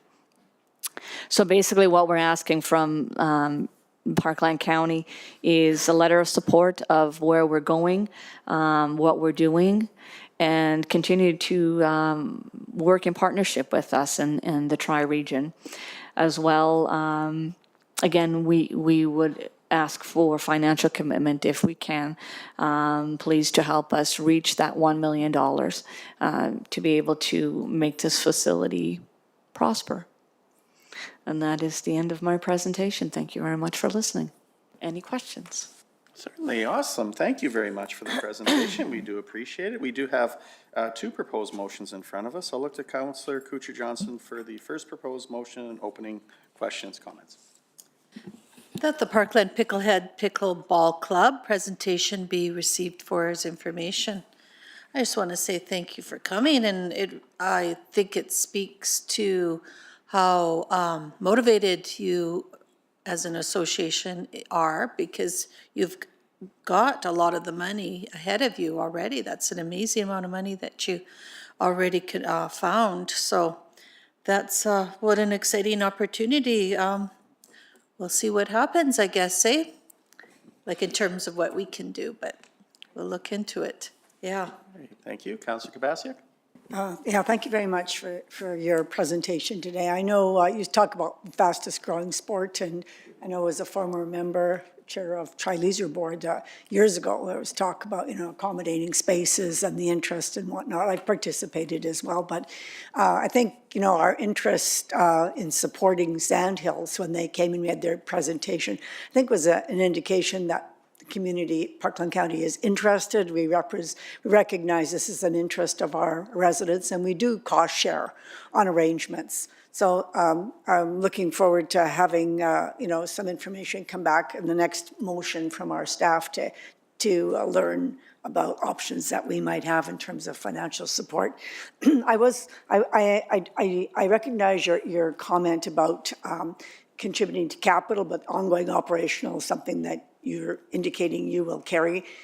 But that depends on the organization, and if there's facilities or there's something in the future that's unknown, I'm sure as a cost share member, if we were to participate, there would be requests coming back to council in the future. So that could happen. There's no guarantee with that. I've been engaged in community groups before, so that can happen. But overall, I'm supportive. I'm looking to hear what our staff can recommend back to our council as a follow-up action. So pleased to receive your presentation today. Thank you. Great, thank you. I see we do have Councillor Weidman has a question through Rachel at this point. Thanks. Okay, Councilmember Wiedemann's question is, did you go to another community league in Parkland County when Sandhills did not work out? We have many community leagues in Parkland that may have welcomed the Parkland Pickleheads. Also, is there a difference in admission to the public versus members? Thank you very much, Councillor, for that question. we have, I'm trying to understand your first question, if we went to anywhere else.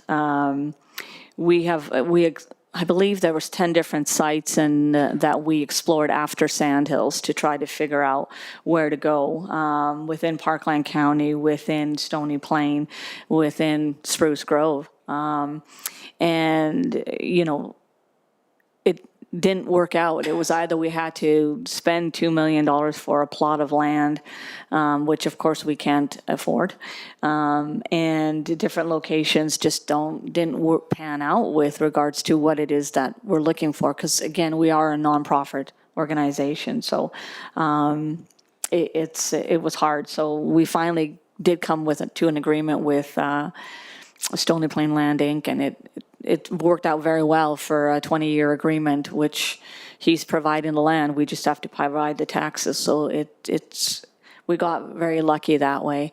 But then, of course, our club is providing business to his indoor facility to keep that rolling.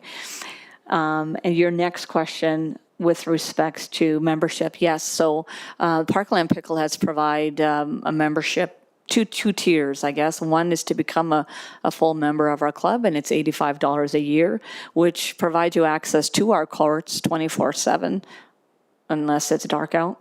And then access to all of our organized play throughout the year. As well, you get all the balls for free that you want to use to play the game, and you have access to our members-only tournaments, etc. The other tier is to pay a drop-in fee, which is we're implementing a $5 drop-in fee per player per hour. So that will try to help, take care of some of the operational costs for us. The other thing that I did forget to mention as well is the timeline of where this is happening. We've already broken ground on the facility. So spring of next year, it's all go. The indoor building is going to be starting. He's bringing it in February. And we're looking end of August into September. The entire facility should be completed. So it's go time. Thank you. Great, thank you. Any other, Councilor Bernie? Good morning, ladies. Thank you for that presentation, and it's an exciting venture. We were excited about it when we heard it the first time. But I'm going to be frank here. I'm just looking at your business case, and I'm just seeing that, they say it's nothing to buy the horse, it's the upkeep, or car, or anything else. It's the upkeep, and as Councillor Kubasiak said, we can see that it might be, you might be coming back to council. I'm looking at these numbers, and I'm thinking you're going into a brand new building. You're going to have to up your membership costs. You're going to have to up all your costs to cover all of this. And the other thing is, did you say it was $10,000 per court refurbishment? At 24 courts times $10,000, that's a lot of money. Yeah, you're going to have to figure out more of where you're going to get your income in and other income sources. Yes, thank you, Councillor. Absolutely. Now, keep in mind, we don't pay for anything for the indoor facility. So that's completely separate. We're only dealing with the outdoor. So basically, once it's built, there shouldn't be any operational costs aside from renting the bathrooms for half the month, our storage area, and paying the taxes. I have no idea what taxes are on land, but hopefully it won't be too much. But so yeah, with regards to that, it's just the outdoor part. So our fees shouldn't be too crazy. And that $10,000 is for, 7 to 10 years that we, but if we keep them all in good condition, it could be potentially extended further. Most of the costs, of course, will be on an indoor facility. So they wouldn't be as crazy on the outside. All right, I didn't realize it was you're just doing the outside. The other thing I would suggest maybe is a concession as well. Could take in money through a concession, but thank you. Love the idea. I like the work that you're doing with it, and I look forward to the second part of this, of these motions where we can get our administration to come back with some ideas and some ways. So thank you for that. Thank you, Rena, Garen, and Gloria. Garen, I think it's the same. You've come well, done tremendous work in 6 months since you were here before, so congratulations on that. Your desire to make this happen is incredible, so congratulations on that. So basically, you are going to have 28 courts that are outdoor, so you are living with the weather. Have you had any thoughts about the future covering it, or that's... Thank you, Councillor, for your question. No, we haven't, because that's why we have the adjacent indoor facility, which is ultimately why we wanted to have it this way. So we cover both. The number one thing with the entire Edmonton area is their lack of outdoor court space. If you look at St. Albert, for example, they have 12 courts and they have over 1,000 members. They are in desperate need for outdoor courts. We don't have a very long, let's say, make it big and say 6 months of outdoors time. People love playing pickleball outside. It's something that we look forward to in May, and we want to extend as long as we can into October. And I mean, look at today. It's beautiful out into November. So that's where the game is. People don't necessarily like to play indoor, except in the winter, of course. But so for us to provide, and again, remember, we're only playing for the 24 courts. The other 4 are completely taken care of by the developer. We will, in the interim, attract so many players from all over the entire area, Edmonton region, because they are so short in how many courts that they have. So again, economically, look at everything it's going to bring to us. And we want to have that inter-club relationship continue with them, you know, and have organized play with them, and we have the space now to do that. And again, they will be paying and bringing that that benefit into the community. Thank you. One additional, if I may. So what happens when the other one is open, the private, I guess we call it private, I guess I can't call it anything else, they'll be in direct competition for your outdoor courts. Right, but they wouldn't. They may or they may not. Again, like I stated, when it's nice outside, players want to play outside. You do have the little percentage of players who don't like the sun and don't like the wind, so they like to have that extra, the indoor, so they can play inside without any of the elements. And that's okay. We don't think of it as a competition with us. We think of it as a growth and getting both of our needs met, I guess. They'll still be part of Parkland Pickleheads and play outside when they want to play outside. If they want to play inside, then they will pay the facility whatever they charge to play indoor. We are just very happy and blessed to be able to provide them a facility to play. And you know, the relationship between us has been so good. So, you know, if we can help them out, they can help us out. It's a great relationship. Thank you so much. That's all my questions. Great, thank you. I'll just provide some comment. This is very interesting. You're in a niche in the market that's in a demand pull state. So obviously there's more people who want to play than there is availability of courts. And I like the idea of outdoor courts. More recreation outdoors in today's world is nothing but good. And commendation for attaining a private investor, a reputable private investor, as well as having firm commitments from our neighbors in the city of Spruce Grove and the town of Stony Plain. Very supportive at taking a look at this. We do recognize that there are no boundaries between municipalities, that we recognize our residents are looking for this type of recreation and enjoyment as well. It's a simple business structure. I would say that your cost base simply will drive what you're going to charge for memberships, and I don't think you're going to have a shortage of memberships. So I think your business structure is well suited. I think you will be complementary to the indoor courts. I think the business cases will work together for things like concessions. It's right next door. You have all of the availability, like the concept in nature. So I appreciate having our administration take a look at this and see what is, appropriate for Parkland County. So appreciate that. Thank you. Any other Thank you, questions? Mr. Mayor. Any other questions from council members?